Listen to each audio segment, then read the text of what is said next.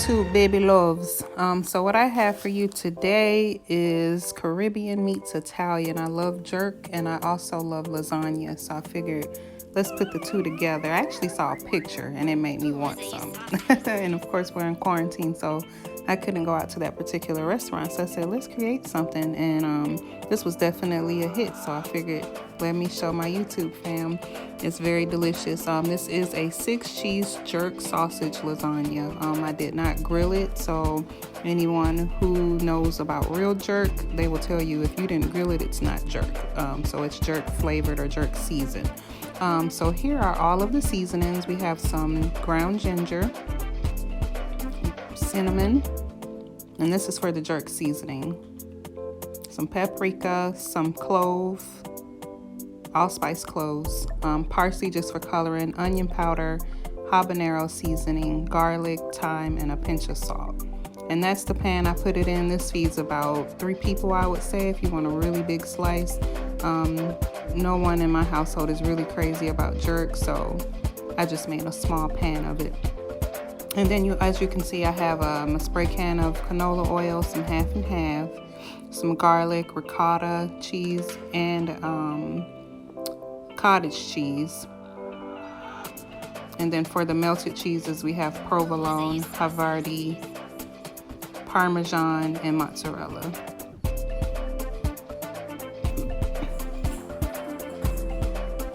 And then for the veggies, onions, yellow pepper, green pepper, spinach, that's about 2 cups of spinach, and just about a half of a tomato for the topping, the garnish on top.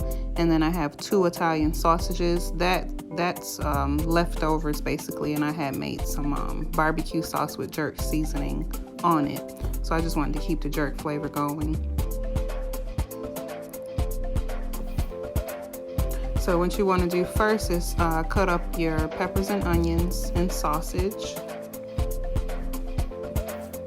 Preheat the oven while you're doing that to 350.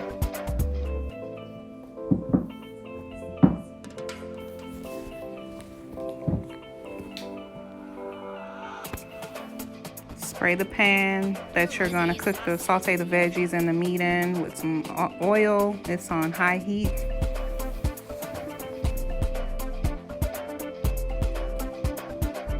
You want it to cook down.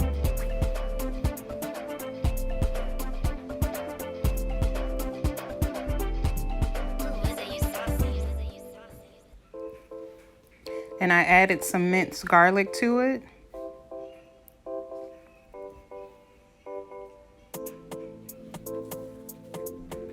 All right, and then you could go in with your seasonings. You just want to put like a pinch of everything on there. All of those seasonings is what I use when I want to make a jerk flavor. As far as the habanero squeeze that you see laying there, normally people get Scotch bonnet or habanero peppers and chop it up or mince it. But I find that squeezable one it comes in very handy. It's just like already grounded up for you. It's like a little sauce, but it's strictly habanero peppers. So I just put like 1 pinch of that in there. And if you want it spicier, by all means, just use as much as you want. So then you want to give it all a good stir. Oop, pick it up.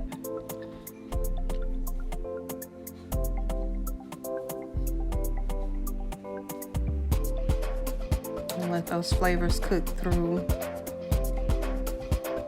Just that alone is good.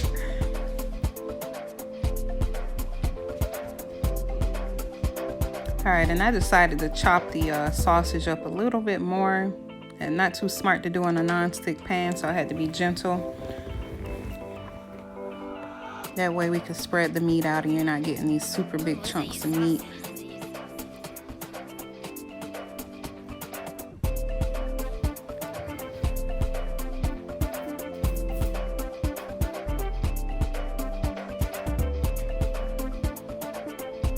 And I added some water just to give it some moisture and so it wouldn't get too dried out or stick.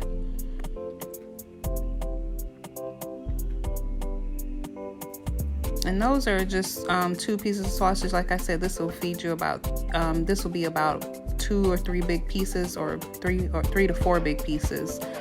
So if you're cooking it for more, of course, just double the ingredients and recipe. So I put the half and half. I would say that's about a good 1.5 cups. But if you want it extremely saucy, you can do it at least another 1/2 cup extra of the half and half.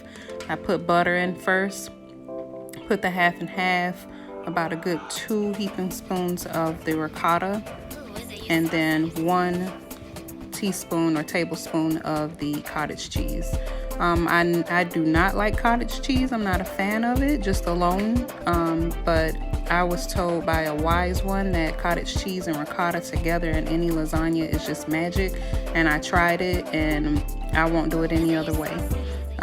Now with this being like a Caribbean feel, I kind of was a little skeptical because that's what I do for my Italian lasagna, but it gives the sauce a good creamy texture, and it was amazing. So you can omit it if you want, but if you like ricotta or like that creamy filling inside, then go ahead and do it. It's really good. So far butter, half and half, ricotta, and cottage cheese, and we have it simmering on medium high. And then I'm gonna add in some Parmesan cheese and let that melt in there. So this is basically our white sauce for the pasta. Oh, I'm dancing and making a beat. So then we're getting our pan ready. As you can see, the oven has preheated to 350. I'm spraying it down with some canola oil. I have oven ready made lasagna. You can do regular lasagna noodles and boil them and put them to the side, but this is definitely more convenient. As long as there's enough sauce in between the layers for it to cook through and have some moisture, it'll cook just fine. So I'm just layering it. I put the sauce first, then the lasagna. They kind of overlapped a little, being that pan is small. Put your sausage.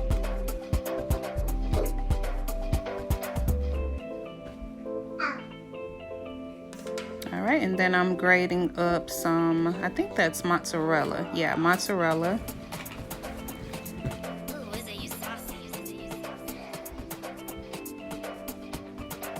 All right, and then we're gonna lay on some spinach.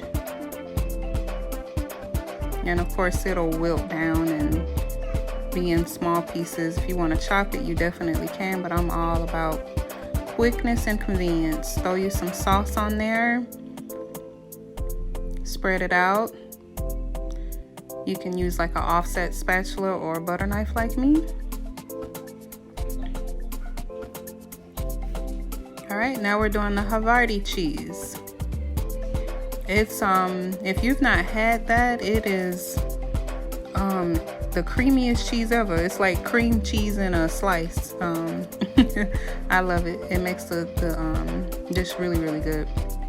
So I put that, and then I added on some provolone.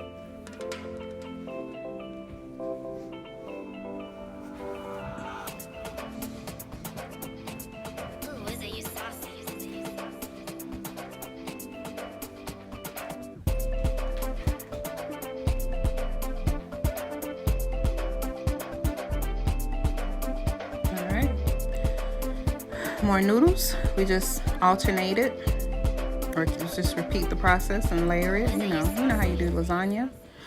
We only have 2 layers of the sausage. It's so rich, the flavor so bold. I should say you only need 2 layers of the meat, and it's definitely cheesy because you see I'm putting a lot of cheese. You need that in lasagna. I'm getting all of it. I want every drop of pepper, every speck of seasoning. I decided to rip the spinach up a little bit more on this layer.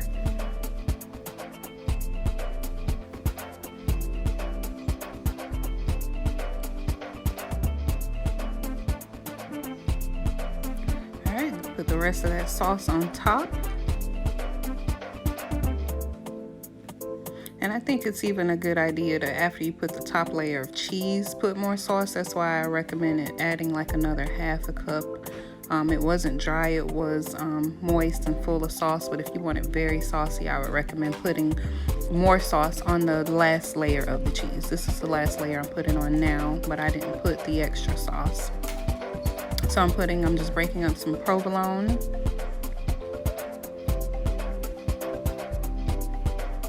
And then I'm gonna top it with the Havarti.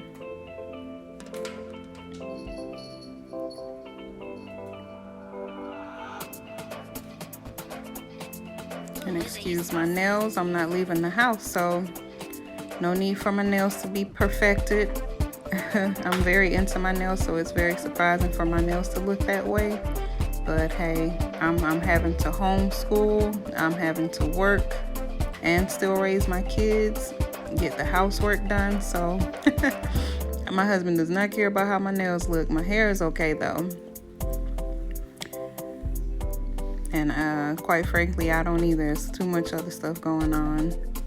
So I know y'all don't care either. Y'all like, we're here to eat. We want the recipe. So yeah, so I put the Havarti on there. As you can see, I put plenty. Forgot about the tomatoes, so I diced those up, sprinkled them on top. And then I'm gonna sprinkle some parsley on there too, because of course parsley makes everything pretty. And then while that's baking, of course, I will wipe that stove down and clean out the pan and put the cheese up. So it's at 350, like I said earlier. Let it bake for about 20 minutes. And look at that, quick, easy, simple. I'm sorry, I had my sausage left over, so I do need to let you know, if you're gonna cook your sausage, just put it in the oven until crispy brown, and let it cook through, or you can put it in the air fryer. That's how I did mine. I think I did it for 15 minutes. And then you want to let it rest and then slice them up, and then you can go ahead and season it. See, mine was left over, so yeah, you do want to do that. And that's just Italian sweet sausage. So like I said, Italian meets Caribbean. Definitely give this a go. It is so mouthwatering delicious. I literally ate on it every day. It was amazing. And I do appreciate you for tuning in, liking, commenting, and subscribing, and sharing. Thank you guys. Be safe. Bye.